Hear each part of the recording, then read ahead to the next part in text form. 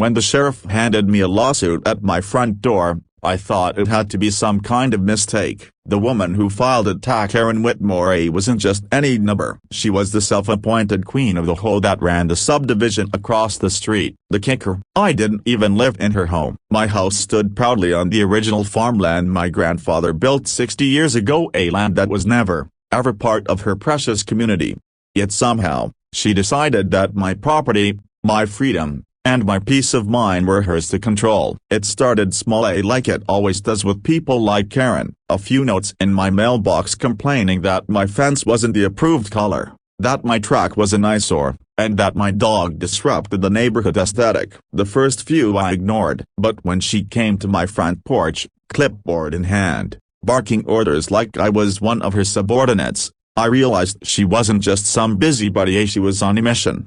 "Sir," she said, her tone dripping with superiority, "this property falls within the extended jurisdiction of Maple Ridge Estates. You'll need to remove that truck and repaint your fence immediately to comply with HOA guidelines." I stared at her for a second before I laughed. "Ma'am, my land's been here since before Maple Ridge even existed. You can't extend jurisdiction over property you don't own." Her jaw tightened. "That's not how it works. You'll be hearing from our attorney." And sure enough, 3 weeks later, I was served. The lawsuit claimed that my property violated community standards and damaged property values of home members. I almost couldn't believe it. She was suing me for not following rules I was never under. It would have been funny if it wasn't so maddening. When I showed up in court for the preliminary hearing, Karen strutted in like she was about to receive a medal. Her friends from the whole board sat behind her, whispering and smirking. She thought she had won before the gavel even struck. But what she didn't know,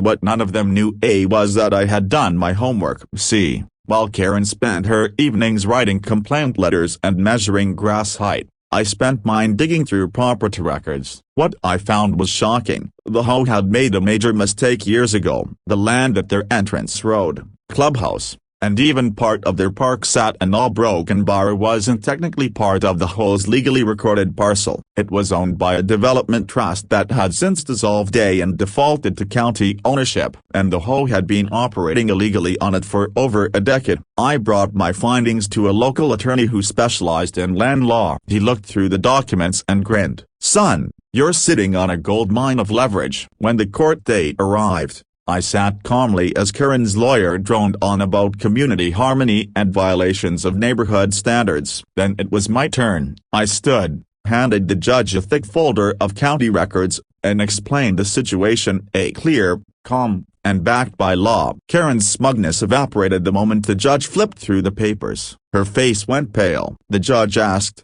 "Mrs. Whitmore, did your hoe verify property jurisdiction before filing this suit?" She stammered. "We've operated under these boundaries for years, a broken bar." The judge leaned back, unimpressed. "Then you've operated outside the law. This case is dismissed, and frankly, I suggest you consult an attorney about your hoe's standing, or lack thereof." Karen's voice trembled. "Lack of a broken bar standing?" That's when my attorney stood up and handed over the final piece, the legal dissolution paperwork. You see, while they were busy suing me, I'd filed a claim with the county to review the hoe's incorporation status, and discovered that due to their illegal encroachments and expired filings, they were no longer recognized as a valid association. The process to dissolve them, already underway. In 3 minutes, with the judge's signature confirming the irregularities, the Maple Ridge Estates hoe ceased to exist legally and permanently.